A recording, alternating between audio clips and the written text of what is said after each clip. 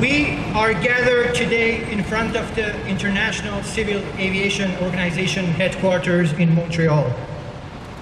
ICAO is an organization that is established for the sole purposes of regulating civilian aviation safety.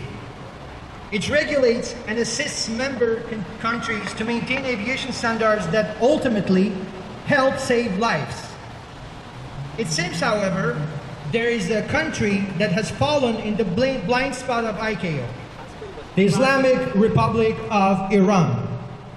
Over 90% of fatal aviation incidents in Iran's history have happened since the 1979 revolution. 101 passenger aircrafts have crashed, and 29 of those resulted in fatalities. 2,246 innocent human beings have lost their lives due to the ineptitude and incompetence of those in charge of Iran's aviation industry. The majority of those incidents have not been investigated or transparently reported on the victims' families and citizens.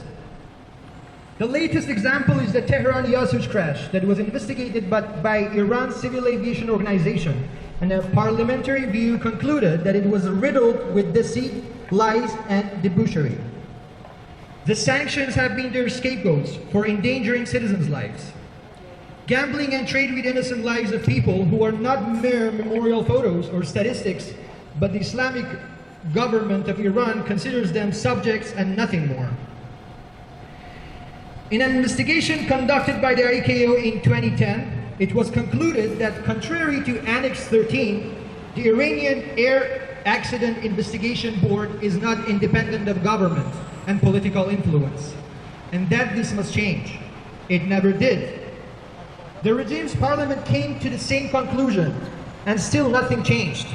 Now we ask, who is responsible to lead the investigations into the criminal downing of Ukrainian flight PS752? The same organization that is the clenches of the government and its Islamic Revolutionary Guard Corps who shut down the plane with 2 missiles. PS752 is unique. For the first time in the history of international civil aviation, the Islamic Republic committed a crime on January 8, 2020 that is unprecedented in the 75-year history of ICAO. For the first time, a government shut down a civilian passenger aircraft over the skies of its own capital city airport.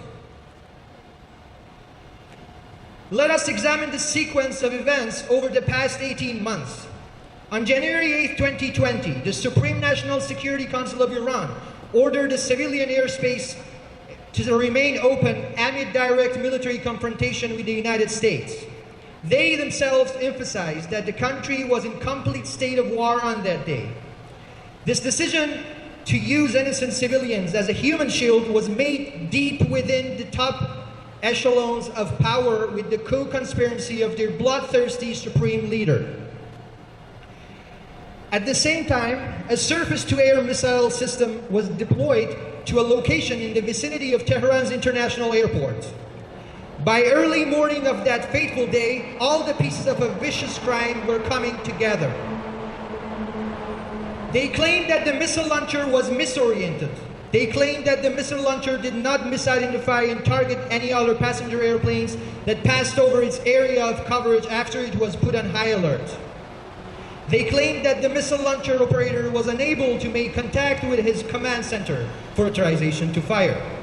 But they fired anyway. 2 missiles were launched within 25 seconds. 2 missiles were launched while the operator was unable to distinguish the speed, altitude, and rate of ascent of a large intercontinental jetliner from that of a perceived oncoming cruise missile. These are some of the collection of unprovable claims that force the conclusion of incompetence rather than malice and nefariousness. After 3 days of lies and denial after the downing of the flight, after months of keeping the black boxes hostage and terrorizing the families of victims, even torturing some and prosecuting and imprisoning protesters and mourners, after bulldozing the crash site to hide their crimes, and after looting and robbing the belongings of the victims, and after burning and burying whatever that was not looted and stolen, their officials continue to add insult to irreparable injury and abuse the families.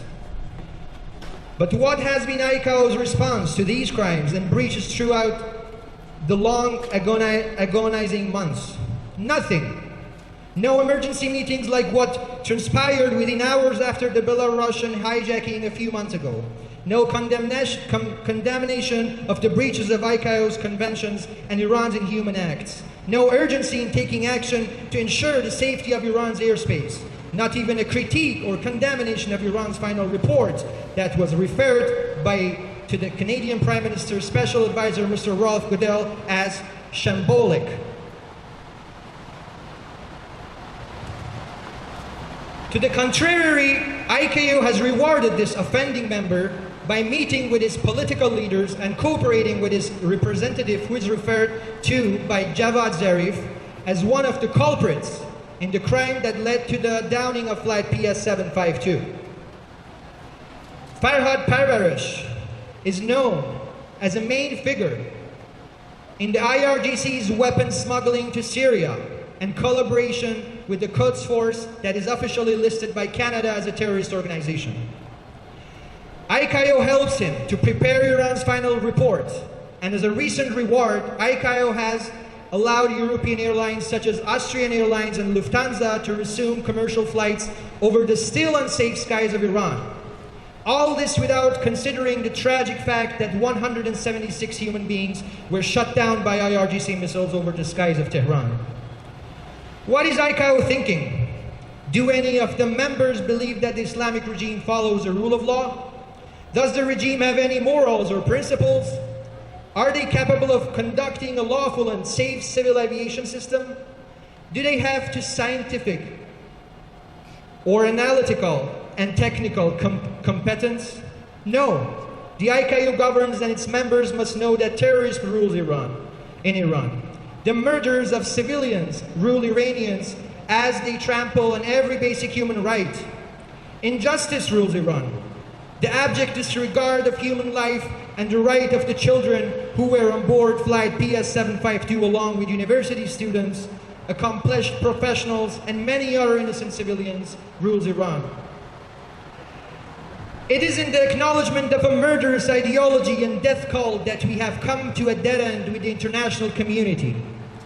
It is in recognition of their murderous ideology that we demand condemnation of the Islamic Republic of Iran. We demand that this regime be held accountable by the free world. We demand that they be expelled from the ICAO as long as there is no evidence of safer skies over Iranian territory. We demand that Lufthansa and Austrian Airlines stop their flight into Iranian airspace. We demand that their Islamic Revolutionary Guard Corps, their commanders and collaborators be sanctioned by Canada and the international community as a terrorist organization. We demand that their assets be frozen. And finally, we demand that their blood-stained record should not be thrown under the table of nuclear negotiations. We stand here today to remind you that you are complicit in the spilled blood of innocent civilians who fly over the unsafe skies of the Islamic Republic of Iran. Your silence is complacency and nothing else. Our demands are not extraordinary. In fact, they are aligned with ICAO regulations and its founding principles. Our demands are based on human decency, logic, and rational thinking. Neutrality has no meaning when it comes to safer skies and human lives. We don't ask you to judge or pass judgment. We ask you to uphold the law and your own regulations. We ask you to compel them with every means at your disposal to answer the multitude of unanswered questions surrounding the heinous crime that brought down flight PS752 and killed our loved ones. We ask you to demand the truth and nothing but the truth. We are the victims and witnesses of a heinous, unbelievable crime. As much as we have endured inhumanity, persecution, threats, intimidation, and insults, we are resolute in our fight for justice. And we shall never forget those who cooperated with the criminals and those who remained silent in the face of the injustice that was done to us and thousands of others who have suffered at the hands of oppression. We will never forget, and we shall never forgive. Thanks, everybody.